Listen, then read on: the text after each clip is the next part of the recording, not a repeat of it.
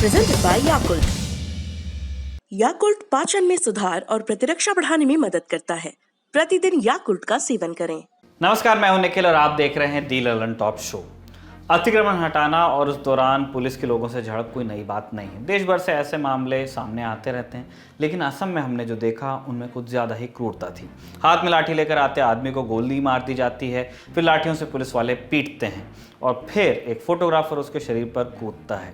यह हद दर्जे की अमानवीयता लगी। इस घटना की सोशल मीडिया पर लानत मलानत भी खूब हुई, लेकिन आज एक धड़ा समर्थन में उतर आया।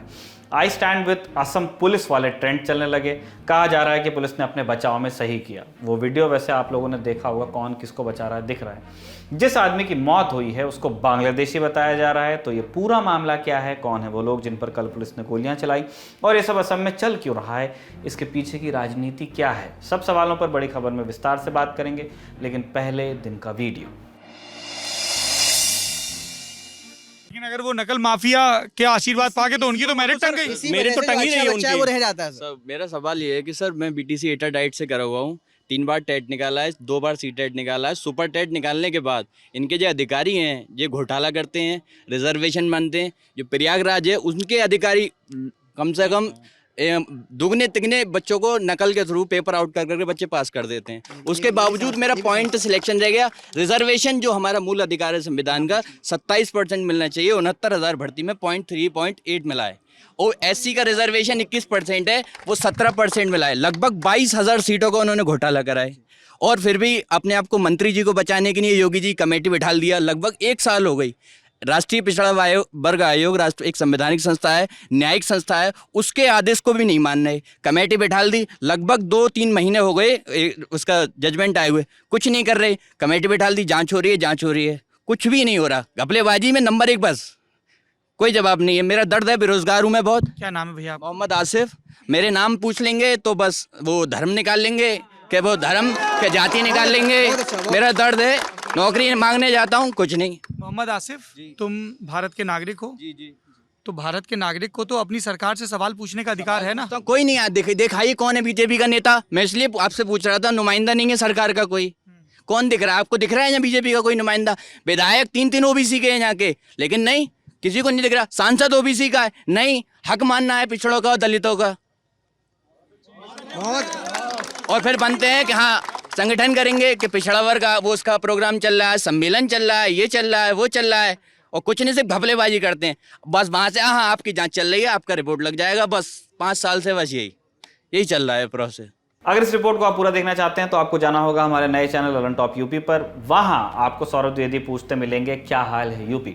उत्तर प्रदेश चुनाव से जुड़ी हमारी पूरी कवरेज आपको मिलेगी और मिलेंगे मजेदार ब्लॉग्स। अगर आप हमारी कवरेज से जुड़ना भी चाहते हैं तो हमें मेल कर सकते हैं ltchunav@gmail.com पर। अब चलते हैं दिन की सुर्खियों की तरफ। पहले सुर्खी में बात प्रधानमंत्री नरेंद्र मोदी के अमेरिका दौरे की। पीएम मोदी 3 दिन के अमेरिका दौरे पर हैं। गुरुवार को पीएम ने अमेरिका की उपराष्ट्रपति कमला हैरिस से मुलाकात की। इस मुलाकात में पाकिस्तान का जिक्र भी आया। भारत की तरफ से नहीं, अमेरिका ने ही किया। कमला हैरिस ने पाकिस्तान को आतंकवाद के लिए जिम्मेदार बताया। जब आतंकवाद पर बात आई तो कमला हैरिस ने पाकिस्तान के रोल की बात की और एक्शन लेने की जरूरत बताई। विदेश सचिव हर्ष श्रृंगला के मुताबिक कमला हैरिस ने माना कि पाकिस्तान में आतंकी ग्रुप एक्टिव हैं और इस्लामाबाद को उनके खिलाफ एक्शन लेना ही होगा। हर्ष श्रृंगला ने यह भी कहा कि आतंकवाद पर अमेरिकी वाइस प्रेसिडेंट ने स्वतः संज्ञान लेते हुए पाकिस्तान के रोल का जिक्र किया। उन्होंने कहा कि वहाँ पर आतंकी संगठन सक्रिय हैं। उन्होंने पाकिस्तान से इन आतंकी संगठनों पर एक्शन लेने को कहा जिससे वो अमेरिका और भारत की सुरक्षा को प्रभावित न करें। प्रधानमंत्री मोदी ने कमला हैरिस और उनके पति डगलस को भारत आने का न्योता भी दिया।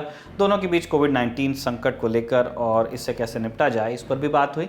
कमला हैरिस के अलावा पीएम मोदी अपने दौरे में आज अमेरिकी टेक कंपनी के प्रमुखों से भी मिलेंगे। इनमें शामिल हैं क्वालकॉम के सीईओ क्रिस्टोनियो आर. अडोबी के शांतनु नारायण, फर्स्ट सोलर के मार्क विडमर और जनरल एटॉमिक्स के विवेक लाल और ब्लैकस्टोन के स्टीफन ए श्वार्ज़मैन। जापान के प्रधानमंत्री योशिहिदे सुगा और ऑस्ट्रेलिया के प्रधानमंत्री स्कॉट मॉरिस के साथ पीएम की द्विपक्षीय बैठकें भी आज हो गई। पीएम के अमेरिका राष्ट्रपति जो बाइडेन से भी मुलाकात होनी है द्विपक्षीय स्तर की। इसके अलावा क्वाड की बैठक में भी पीएम मोदी हिस्सा लेंगे। शनिवार को यूएन की जनरल असेंबली में उनका भाषण भी होगा। दूसरी सुर्खी दिल्ली की रोहिणी कोर्ट से। वहां आज दो बड़ी गैंग्स में बड़ा शूट आउट हो गया। कोर्ट में उस वक्त हड़बड़ी मच गई जब फायरिंग कर वांटेड गैंगस्टर जितेंद्र उर्फ गोगी की हत्या कर दी गई। कोर्ट परिसर में ही हुए शूट आउट में दो हमलावरों को मार भी दिया गया। स्पेशल सेल के जवानों ने दोनों हमलावरों को ढेर किया। पूरे मामले की जांच का जिम्मा ज्वाइंट कमिश्नर नॉर्थ को सौंपा गया है। वे दिल्ली पुलिस कमिश्नर राकेश अस्थाना को जांच रिपोर्ट देंगे। फॉरेंसिक टीम ने भी घटनास्थल की पड़ताल कर ली है। कुख्यात आरोपी गोगी तिहाड़ जेल में बंद था। उसे 2020 में स्पेशल सेल ने गुरुग्राम से गिरफ्तार किया था। गोगी ने अपराधों के जरिए अकूत संपत्ति कमाई थी। उसके नेटवर्क में 50 से ज्यादा लोग थे। गोगी के साथ कुलदीप फज्जा को भी पकड़ा गया था। कुलदीप फज्जा बाद में 25 मार्च को कस्टडी से फरार हो गया था। बाद में उसका एनकाउंटर हो गया। वहीं गोगी जेल में ही था और आज पेशी के लिए कोर्ट ले जाया गया था। दिल्ली पुलिस के मुताबिक दोनों हमलावर वकील के गेटअप में कोर्ट परिसर में दाखिल हुए थे। जब गोगी को लेकर स्पेशल सेल की टीम कोर्ट रूम पहुंच रही थी तभी उस पर गोलियां चला दी गई। हमला करने वाले दोनों अपराधी दिल्ली के टिल्लू गैंग के सदस्य हैं। इनमें से एक पर 50,000 रुपए का इनाम भी था। टिल्लू गैंग को चलाने वाले टिल्लू ताजपुरिया भी फिलहाल तिहाड़ जेल में बंद है। टिल्लू और गोगी की कहानी भी बड़ी दिलचस्प है। दोनों की कभी तगड़ी दोस्ती हुआ करती थी। 2013 में यूनिवर्सिटी के छात्र संघ चुनाव से लेकर दोनों में लड़ाई हुई। लड़ाई इतनी बढ़ी कि एक दूसरे के गैंग के लोगों को मार डालने तक पहुंच गई। दोनों अपराधी हुए, दोनों गिरफ्तार हुए। अब इनमें से एक यानी गोगी की हत्या हो गई और इल्जाम पुराने दोस्त और पुराने दुश्मन टिल्लू के गैंग पर है। आखिरी सुर्खी, अखाड़ा परिषद के अध्यक्ष महंत नरेंद्र गिरी की मौत के मामले की जांच अब सीबीआई करेगी। यूपी सरकार की सिफारिश के बाद आज सीबीआई ने केस दर्ज कर लिया है। सीबीआई ने 6 सदस्यों की जांच टीम बनाई है। जानकारी ये भी आ रही है कि टीम जांच के लिए प्रयागराज पहुंच गई है। अभी तक यूपी पुलिस की एसआईटी इस मामले की जांच कर रही थी। ये थी सुर्खियां। अब चलते हैं दिन की बड़ी खबर की तरफ। आजकल असम की खबरें 2000 किलोमीटर दूर दिल्ली तक यानी नेशनल मीडिया तक तभी आती हैं जब कहीं गोली चली हो या हिंसा हुई हो। और ऐसी पिछली बड़ी खबर वो थी जब असम और मिजोरम की पुलिस आपस में फायरिंग कर रही थी। इस बार असम की पुलिस आम नागरिकों पर गोली चलाती दिख रही है। गुरुवार को असम के दरांग जिले के धौलपुर गोरखुटी इलाके में अतिक्रमण हटाने के दौरान पुलिस गोलीबारी का वीडियो में साफ दिख रहा है कि हाथ में बांस की लाठी लिए आदमी की तरफ पुलिस गोलियां दाग रही है, उसकी पिटाई कर रही है। इसे पुलिस का अमानवीय चेहरा बताकर खूब निंदा हुई। लेकिन सबसे ज्यादा हैरानी हुई इस कैमरामैन पर जो बेहोशी की हालत में जमीन पर पड़े आदमी पर कूद रहा था। उस आदमी के वैसे चेस्ट पर आपको एक निशान भी दिख जाएगा। ऐसा लग रहा था कि वहां उसे गोली लगी है या चोट लगी जिससे उसका खून निकल रहा है। और सबसे पहले कार्रवाई भी इस कैमरामैन पर ही हुई है। कैमरामैन का नाम बताया जा रहा है विजय शंकर बनिया। इंडिया टुडे में असम के रिपोर्टर मनोज दत्ता के मुताबिक विजय दरांग जिले का एक फ्रीलांसर कैमरा पर्सन है। वो किसी मीडिया संस्थान से नहीं जुड़ा है। फिलहाल वो जिलाधिकारी कार्यालय की तरफ से उनके तमाम इवेंट्स में फोटोग्राफी और वीडियोग्राफी करता है। 23 तारीख को जब पुलिस की टीम जमीन अधिग्रहण का काम कराने और लोगों को हटाने के लिए ढोलपुर बाजार जा रही थी तो विजय को साथ में पूरी कार्रवाई का वीडियो रिकॉर्ड करने के लिए भेजा गया। और इस सब के दौरान वो घटना हुई जिसका वो वीडियो आया जिसमें ये बनिया साहब कूद रहे हैं लाश के ऊपर या उस व्यक्ति के ऊपर जो बाद में मर गया।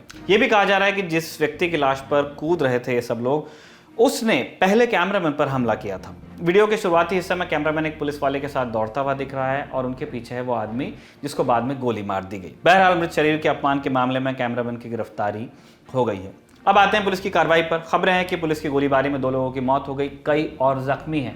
9 पुलिस वालों के भी जख्मी होने की खबरें हैं। मरने वालों में एक वो भी है जिसकी बॉडी वीडियो में हमें दिखती है। इसका नाम मोइनुल हक बताया जा रहा है। पुलिस की कार्रवाई का समर्थन करने वाले मोइनुल हक को बांग्लादेशी बता दे रहे हैं। सरकार का समर्थन करने वाले ट्विटर हैंडल से ऐसे वीडियो भी वायरल कराए गए जिनमें लोगों के हाथ में लाठियां हैं या लोग पुलिस की तरफ पत्थर उछाल रहे हैं। उनको बांग्लादेशी घुसपैठिए बताया जा रहा है और इस आधार पर पुलिस की कार्रवाई का समर्थन भी हो रहा है। I stand with Assam police hashtag चलाने वाले लिख रहे हैं कि बांग्लादेशी घुसपैठियों ने पुलिस पर हमला किया था और पुलिस ने आत्मरक्षा में गोलियां चलाई। लेकिन आप उस साइकी को समझने की कोशिश कीजिए। ये लोग जो ट्विटर पर ट्रेंड चला रहे हैं, अगर एक तरफ से लाठी चल रही तो दूसरी तरफ से गोली कैसे चल सकती है टू किल।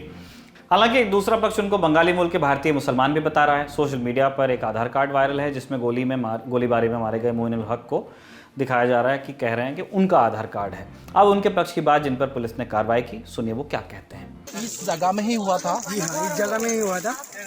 और जब इंसिडेंस हुआ तब पुलिस ने पहले आके स्थानीय राइस में हमला कर दिया।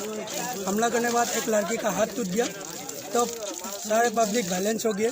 बैलेंस होने के बाद प्रशासन का आदमी डायरेक्ट फायर किया और उस फायर में 10 से 12 आदमी घायल हुए और 2 आदमी स्पॉट में ही देखे हुआ है। उस फायरिंग के बीच जैसे फायरिंग के बीच वो लोग आए हैं और पब्लिक पब्लिक जो है बहुत ही आतंक हो गया था। पब्लिक कभी सोचा भी नहीं था कि इतना भयंकर परिस्थिति होगा। तो अच्छा, तो यहाँ पर जो लोग बसे हुए हैं, यहाँ पर पूरे इलाके में लगभग कितने लोग बसे हुए हैं पूरे इलाके में? इस इलाके में, जिस इलाके में जो ये प्रोटेस्ट चल रहा था, आई थिंक कितना लोग होगा?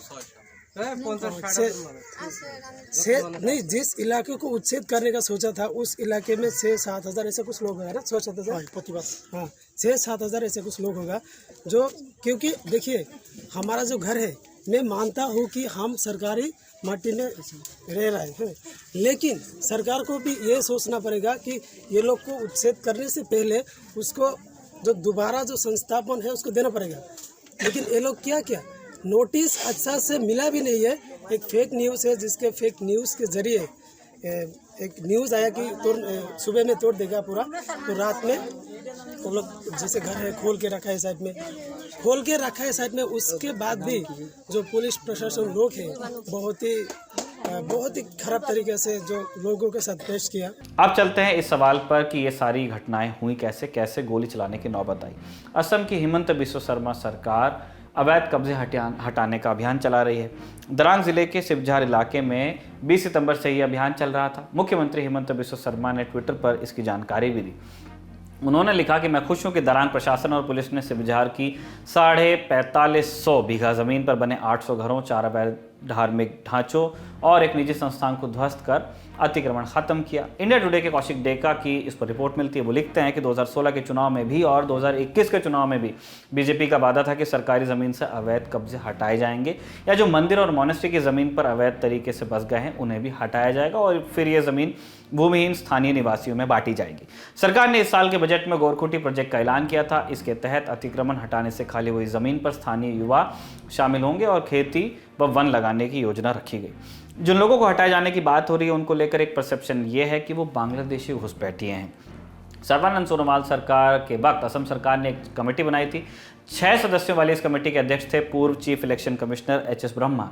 कमेटी ने साल 2017 में अपनी अंतरिम रिपोर्ट में कहा था कि असम के 33 में से 15 जिलों में अवैध तरीके से आए बांग्लादेशियों ने जमीन पर कब्जा कर रखा है।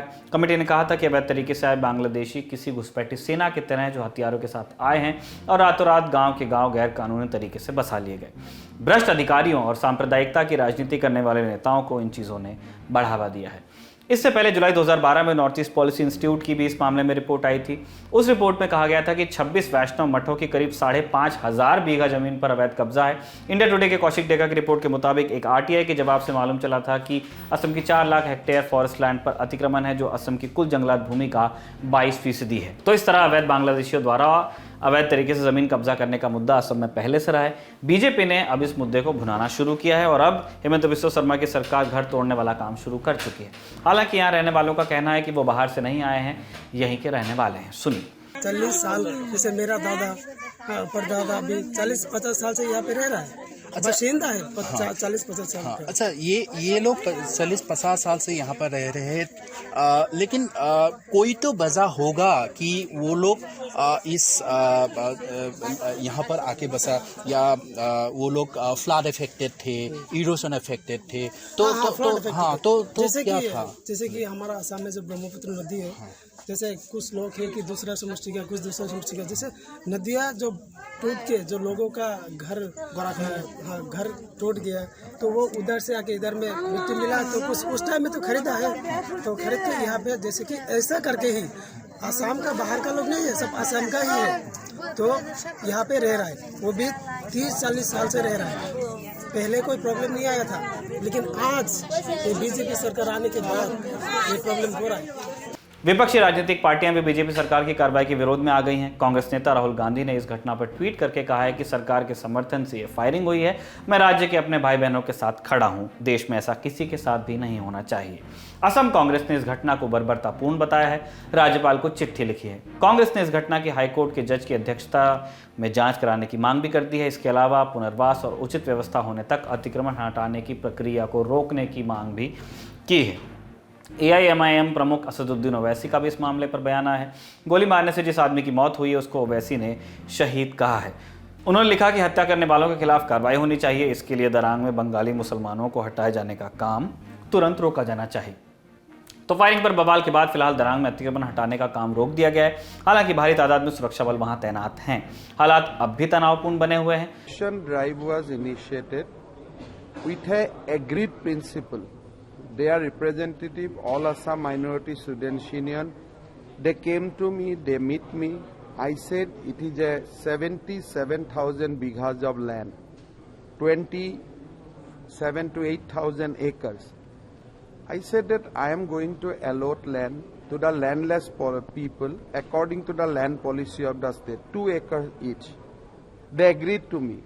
Then we have initiated the eviction drive, thinking that there will be no resistance. But 10,000 people घेराव Assam police, utilize violent mood, then police has to retaliate.